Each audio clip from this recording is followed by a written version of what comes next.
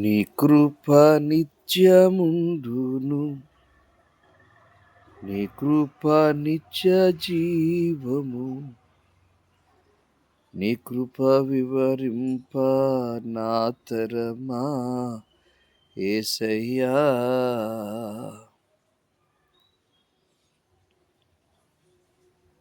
నీ కృప నిత్యముండును, నీ కృప నిత్య జీవము, నీ కృప వివరింప నా తరమా యేసయ్యా. నీతిమంతుల గుడారాలలో వినబడుచున్నది రక్షణ సంగీత సునాదము. నీతిమంతుల గుడారాలలో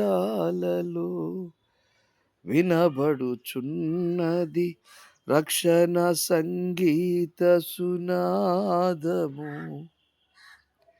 నీ కృప నిత్యముండును, నీ కృప నిత్య జీవము, నీ కృప వివరింప నా తరమా యేసయ్యా.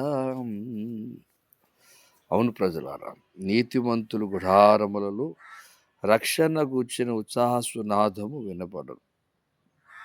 నాకు 5 కుమార్తెలు కూడా. పెద్దమ్మాయి 10th పాస్ అయింది.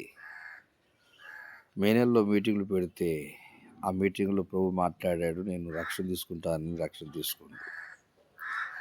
రెండమ్మాయి 10th పాస్ అయింది.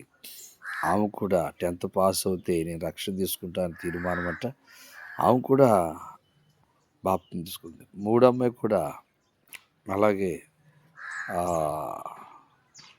బాప్తిసం తీసుకుంది. 10th క్లాస్ పాస్ అయిన తర్వాత ఆమె స్కూల్ ఫస్ట్, జిల్లా ఫస్ట్ కూడా వచ్చింది. 10thలో ఆమె రక్షణ తీసుకుంది.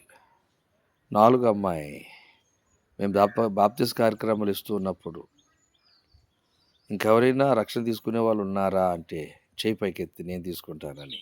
ఆమెకి మాటలు తక్కువ వస్తాయి, అంత జ్ఞానం లేదు. ఆమె కూడా రక్షణ తీసుకుంది. 5 అమ్మాయి 10th పాస్ అయిన తర్వాత రక్షణ తీసుకుంటా డాడీ అంది. ఆమె రక్షణ తీసుకుంది. 5 అమ్మాయిలు కూడా ఇప్పుడు 5 అమ్మాయి ఇప్పుడు 2nd ఇయర్ చదువుతుంది, ఇంటర్మీడియట్. అందరూ రక్షణలో, ఆత్మీయతలో, ప్రార్థనలో ఎదుగుతున్నారంటే అది దేవుని కృప. ఎందుకంటే యవన ప్రాయంకి వచ్చిన వారు రక్షణ లేకపోతే ఆయన రాకడొస్తే పరలోకానికి వెళ్ళలేరు. రక్షణ లేకపోతే ఏ విధంగా చనిపోయినా నిత్య జీవానికి వెళ్ళలేరు. కాబట్టి వీళ్ళు రక్షణ పొందాలి ప్రభువాన్ని ప్రార్థిస్తున్నప్పుడు దేవుడు నా ఆశను నెరవేర్చి 5 బిడ్డలు కూడా రక్షణ తీసుకొని ఆత్మీయతలో వారు ఎదిగి ఫలించారు.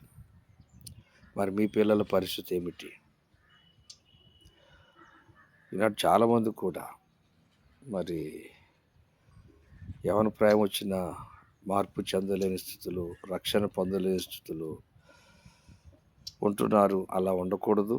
కాబట్టి యవన కాలమందు నరుడు దేవుని కాడి మోయిటి తనకు మేలన్నాడు.